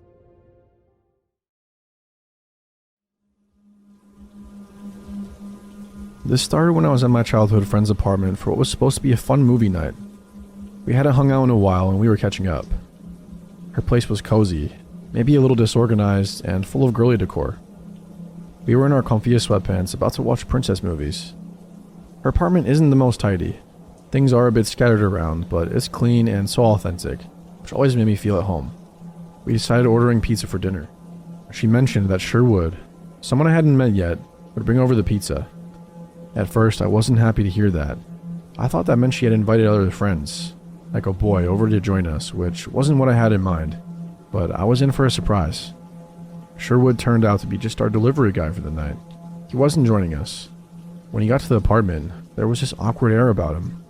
He was obviously nervous, fumbling a bit with the pizza boxes, and not quite making eye contact. My friend introduced us quickly, and it was clear from her overly thankful demeanor that Sherwood did a lot more for her than just fetch dinner. After handing us the pizza, there was this brief moment of forced small talk. My friend was super nice to him, despite his awkwardness. He wasn't the best at conversation, and honestly seemed really out of place. Then Sherwood asked me for my number. I was in a tough spot because our mutual friend was sitting right there, so I just gave it to him. Yeah, we chatted for maybe 5 minutes before my friend gave him a cue to leave with something like, "Hey, thanks so much for dropping this off." He seemed to get the hint. We both gave him a hug before my friend said something like, "Drive safe," giving him another kind of cue to leave. When I asked my friend what that was all about, she basically explained that Sherwood was her unpaid personal assistant. He did her grocery shopping, and he dropped her off pizza, and he did all this other stuff. I think Sherwood was just a really lonely guy desperate for interaction, especially female interaction. My friend and I were both young and immature back then. We were about 23, but I think we knew something was seriously wrong with Sherwood. It was a little hard to articulate because we couldn't point out exactly what his problem was. He started a group chat with me and my friend. He just sent a meme or two every week. It felt like he was trying to stay relevant without being intrusive. Maybe he was used to being sidelined or even blocked by other girls in the past. It felt like he was trying to make me remember him, but also carefully not trying to give me a reason to block him. I can't speak on his behalf. That's just what it felt like. He also offered help with my errands. The first time I said thanks for asking, but no. He then asked every weekend after that. One day, I made the mistake of accepting his help. I should have known better. I had recently found a great deal for a new washing machine on Craigslist, but I had no idea how to pick it up and install it. When I mentioned it in the chat, he excitedly volunteered to take care of the whole thing. He handled the whole pickup and installation like a champ, which saved me so much hassle. I tried to pay him for his efforts because I wanted to show appreciation, but he wouldn't accept any money. I insisted. He suggested that I could just repay him by joining him for a hike. Like, what? I was uneasy about this. It felt a bit too personal and almost like it could be mistaken for a date. But Sherwood framed it as nothing more than a friendly outing, like a transaction to balance out the favor. I agreed to the hike. I rationalized it by telling myself it was a fair trade for installing the washing machine, and that it was genuinely a form of payment, especially since I didn't think he had too many friends. This hike felt like maybe a way for him to have some companionship. I thought it might be nice to help him. Part of me was still uneasy about spending time with him in such an isolated setting, though. The day of the hike, Sherwood picked the trail that was nearby. I had been there before. It's actually gorgeous. As we walked along together, he chatted about ordinary things like work, the weather, and his hobbies. Everything seemed normal until he suggested that we go off the main path to see something special that he wanted to share. Like, what could that even mean? We reached a secluded spot, and there, oh my gosh, was a dead body. My heart pounded so violently as Sherwood stood there, so eerily calm and nonchalant. The casualness in his demeanor made me feel even more uneasy. I felt like he wasn't just showing me a dead body, but also revealing this darker side of himself. It smelled bad, but not like in the movies. I didn't know how long he had been there. I'm not a biologist, but my guess is that it had smelled a lot worse before, but now it's gone down. At that moment, I mumbled some excuse about needing to get back quickly and started walking briskly towards the main path. I was urging him to follow me. I thought that maybe this was some twisted mind game, like a way to intimidate me, or show that he wasn't just some harmless little boy. Maybe he was trying to send a message that said, "You should know I'm familiar with things like this." Or there's another possibility. Maybe he just wanted me to think about him more. Sometimes when I talk to people, I feel like they only notice me for the time that we're together, and then they won't think of me again until the next time we meet. And maybe he thought showing me a dead body would make him less forgettable. I have no idea. But on the surface, he seemed oblivious to how inappropriate this was. As we walked back together, I was in full fight-or-flight mode, instinctively looking around to see if there were other hikers or rangers, anyone who could make me feel like I wasn't alone. The moment I spotted someone else on the trail, I called out. Not to expose Sherwood, but just asking for directions back to the parking area. I wanted to make sure Sherwood and I wouldn't be left alone together. I asked this gentleman to walk us back to the parking lot. I wasn't going to take no for an answer. I kept pretending like I was confused about his directions, and eventually he agreed to just walk us there. Getting help from that guy was my way of re-anchoring myself to safety and normality while I was still under the shock of what Sherwood had shown me. We got to the parking area. There, I called my friend and told her I was with Sherwood. I suggested he could drop me off with her and that we'd be there in 20 minutes. He agreed. That was my way of making sure that if anything happened, it was on record that Sherwood was the last person to have been with me. Also, I immediately texted my friend what had happened to get that on the record too. When I got to her apartment, we said thanks to Sherwood and kindly told him to go away.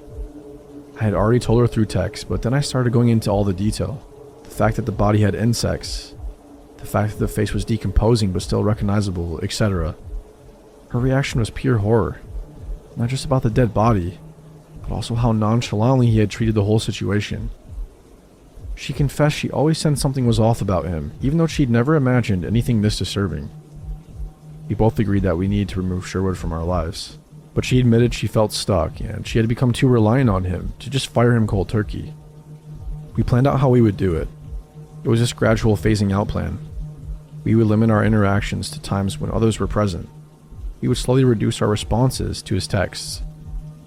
I would never ask for his help again, and my friend would ask for less and less help. He kept texting during weekends, offering to run errands or asking if we needed anything, to which my friend would reply, "I'm trying to work on being more independent, but you have really been such a help." Eventually, as my friend started dating someone new, she introduced Sherwood to her boyfriend. He never contacted her again after that. I had called the cops on the same night of the incident, but it was a while before we heard more news about it. At least a full month later, a news report confirmed discovering a dead body in that area where Sherwood had taken me hiking. They made an arrest, not of Sherwood, but of this other guy that Sherwood followed on Instagram. I have no idea if Sherwood was connected to the murder.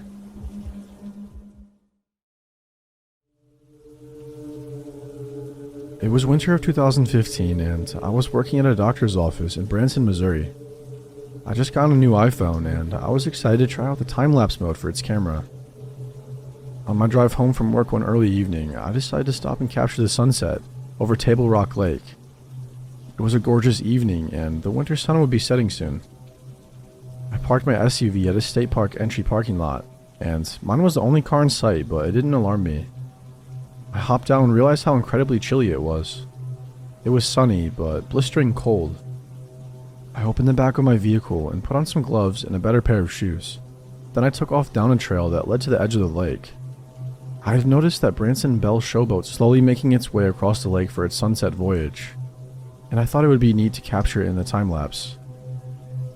I was a single 31-year-old female with a lifetime of experience doing risky things on my own without consequence. The path down to the water was marked with large rocks on each side. I was in a hurry to get down to the shore and get into the recording position.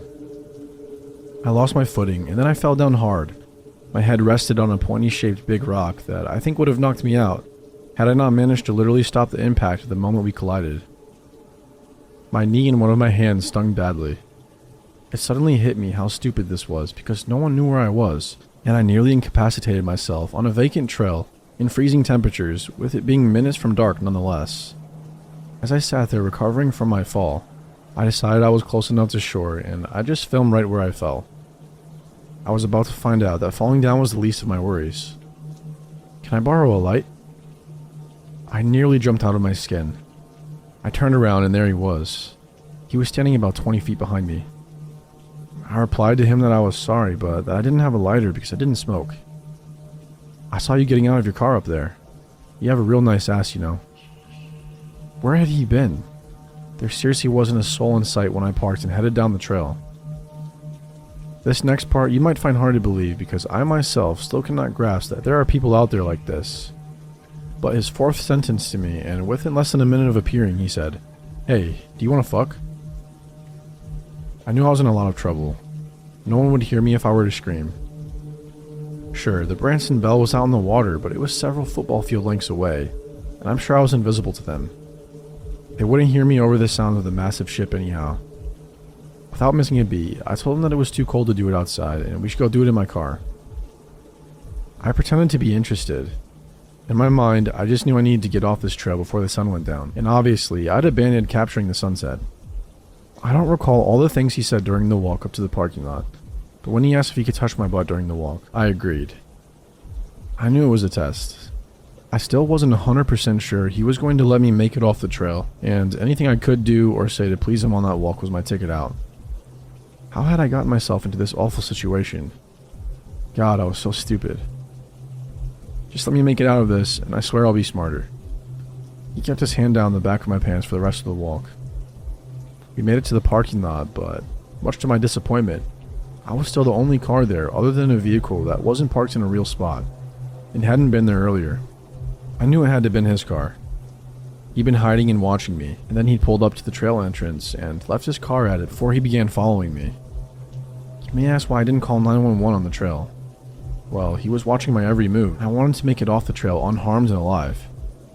I figured it being below freezing was a good excuse to refuse to do what he wanted to do out there on the trail, but please him by promising to do it somewhere warmer.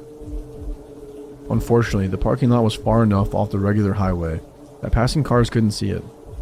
My next mission was to make it to my vehicle and escape. We were standing by his car, and he continued saying things that he was going to do to me that seemed too graphic for me to write about. I was still playing along. I tried to get his name and number out of him, but he refused on both. Why would someone refuse to give you their name? He began unzipping his pants and trying to get me to do things to him, so I insisted we walk to my SUV. First, though, he grabbed something out of his car, and I never got a good look at it, but I'm pretty sure it was a gun. We walked across the parking lot towards my car. I pushed unlock, knowing that only pushing it once would only unlock the driver's side door. I had my keys in the ready position. I jumped in as he was attempting to open the passenger door. I threw it in reverse and backed up as the tire spun on the loose gravel. Then I put it into drive and floored it. I was too afraid to look in the rearview mirror. I called 911 and gave them his description.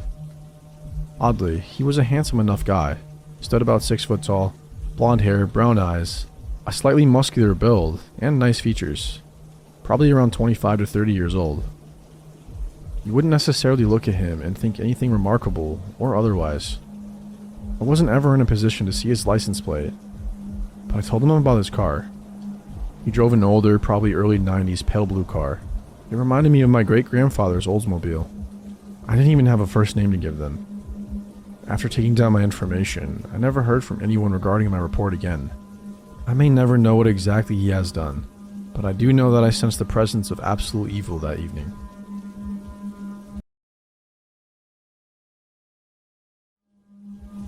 August in 2020, I had moved in with my aunt and uncle to an insanely small rural town in California. When I first moved there, a friend of mine had made it a point to show me that someone could drive across the whole town within 5 minutes, and at the time, I didn't realize how important that fact would become to the safety of me and my loved ones. My best friend Haley and I, her 17 and me being 18 at the time, were hanging out at a park that was about 5 to 10 minute walk from where I lived. And I say park because there were a few tables and benches, and it was technically known as a town park. But in reality, it was more a small grass clearing surrounded by woods and a dirt trail near the bank of a river. I had started to frequent this place after moving, walking down to the benches and trail to smoke or sit by the water. I had never really noticed any suspicious characters before this, even though I had been plenty warned about a couple creepers that were in the area, known for bothering young girls. Haley and I had been smoking for a bit, unbothered in the clearing, when we decided to finish our trip with exploring the trail a little bit and just taking in the scenery. We had been walking and talking for about 5 minutes when I started to get this tension in my shoulders. like that feeling you get when you know someone is looking at you. I had looked behind us, and there was a man on the trail with us. Granted, this path is pressed right against the sidewall of a gated community, so seeing people going on walks and jogging was fairly common. I told my friend of the man's presence, but she had written it off as me being anxious. But she had a good point. I tend to be a bit hyper-aware at times, but something about this man felt wrong in my gut. We kept walking, and I would periodically look back and keep tab on the dark-haired middle-aged man, walking about 50 feet behind us. After not long at all, the man started picking up his pace. Calm, casual walking became more of a speed walk, and I turned around completely and started walking backwards to try and communicate to this man that I was completely aware of his presence. He had made it towards the side of the trail, looking like he was going to walk through the brush, down the river, and I felt a bit stupid. I turned back around, walking forward again, but as I was looking behind us for the last time, I see the man in a full sprint coming back onto the trail, straight for me and Haley. I grabbed her sleeve with one hand and ripped out a pocket knife with the other, and I can't remember what I had said to her, but we started sprinting down the trail as well. I had never gone very far down the path, and I had no idea where it was going to take us, but the man running after us was blocking our path back to the clearing and the road, and we could hear his footsteps on the dirt getting closer. I let go of Haley's sleeve so I could pull my phone out and called my uncle as we were running. I told him we were being followed, on the trail at the park, but I couldn't tell him exactly where on the trail, because I had never been much further than the entrance, and I had no idea where it led to. My uncle had told me to stay on the phone and be so loud that he could find me. I let out the loudest, shrillest scream I could, and we kept running until we reached what was the clear end of the path. We ran up an old metal fence surrounding trees and what looked like an old abandoned house or shed. We had also reached the back corner of the outer wall for the gated community, and in that split second, this seemed to be our best bet. I ripped us off the dirt path into some trees lining the cement wall and yelled at Haley to climb as fast as she could, pushing her from the bottom so she could use a tree in the ledge to clear the top of the wall. I tossed my pocket knife and phone over, and I'm not even sure how I scaled the wall myself, but I scrambled up and over, as fast as physically possible. I landed next to Haley, basically face first, onto a neatly trimmed patch of grass inside the gated community, scaring a poor man who seemed to just be outside walking his dog. I became really aware of how strange we probably seemed. Two teenagers, panicking and yelling while holding a knife. But this man seemed to know we were in trouble. He came over to ask us what was happening and if we needed anything. And Haley started explaining our disruption to his calm neighborhood, while I got back on the phone with my uncle, and told him that we made it to the gated community. Not even a minute later, my uncle came barreling towards the end of the path, and we could hear him shouting to the man on the trail that he had a firearm, and all the things he was going to do with it. The man with his dog led us to a little access gate, a ways back on the wall, and unlocked it for us, so we could meet my uncle on the path. My uncle told us that he had driven his car through the park all the way up to the trail entrance as fast as he could and started running for us, but he didn't see any men as he was going. He checked on us, and I retold him what had happened with more detail than I could have managed in my initial panic. He escorted us back down the trail to the car, firearm in full sight, at the ready in case the man on the trail decided to reveal himself. We didn't see him on our walk back, and I haven't returned to this place since then. But any time that I had left the house before I eventually moved, I was constantly paranoid I was being followed. We were never able to figure out who this man was, and I haven't seen him since that day. So I, my boyfriend, his best friend, and his girlfriend drove up to Big Bear on June 26th. Then a day later, another friend of ours drove on the 27th, and he was supposed to sleep downstairs, since there are only 2 bedrooms. The first night we stayed there, it was kind of creepy because the cabin was pretty remote, and of course, there were absolutely no lights outside. It is the woods with coyotes howling and bears, but nonetheless, completely normal activity. On the 27th, around 12 a.m., my boyfriend and I are in bed when suddenly our friend sleeping downstairs comes banging on the door, freaking out, saying he saw shadows in the woods and that the motion light came on and there was thumping outside. We got a little freaked, but my boyfriend got out of bed and checked the entire cabin and even went outside. Nothing.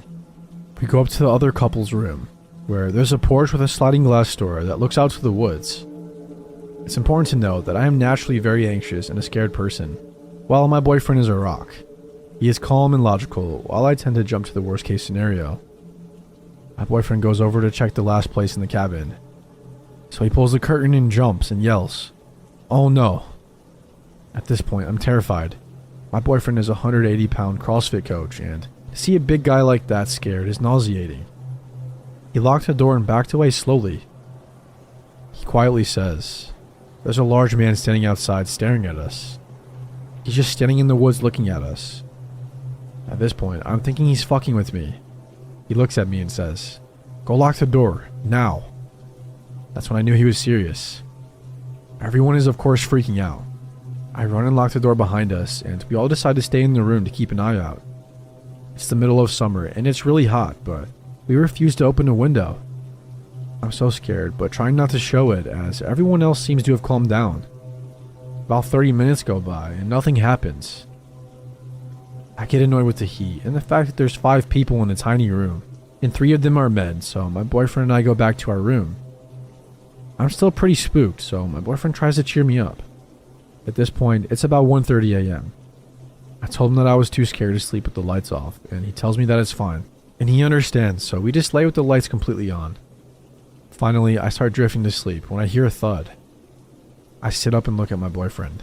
He looks at me. Then the power cuts. I immediately start crying, and I'm trembling, and I can't see anything because it's pitch black. I try to get out of bed and run, but my legs are tangled in the sheets, and I fall. My boyfriend picks me up and we grab our phones and run to the other room where everyone else was staying. I'm completely hysterical at this point. I try to contact our host, but nothing will go through. I try to call my dad, but all of our phones say no service. We are alone out there. Thank goodness the friend who drove up after us had a different carrier because his phone had 1 bar. So he calls the local sheriff. I realize now it might be a bit of an overreaction, but at the time we kind of thought we were going to die. He's on the phone with the sheriff, and they transfer us to the utilities company. We give the address, and they tell us that we are too far in the woods, and they don't cover that area. At this point, we are wondering if the entire area has no power, or if the man outside had just cut our power. We call 911 to report suspicious activity and a power outage. They send the fire department. A few hours go by, and it's 3 o'clock in the morning, and suddenly the power comes back on. We fall asleep, and the next day we talk to some locals of the area. We told them our power went out, and he said that was strange and that shouldn't have happened. He told us the only reason that happens out here is because of a snowstorm. He said he couldn't explain it.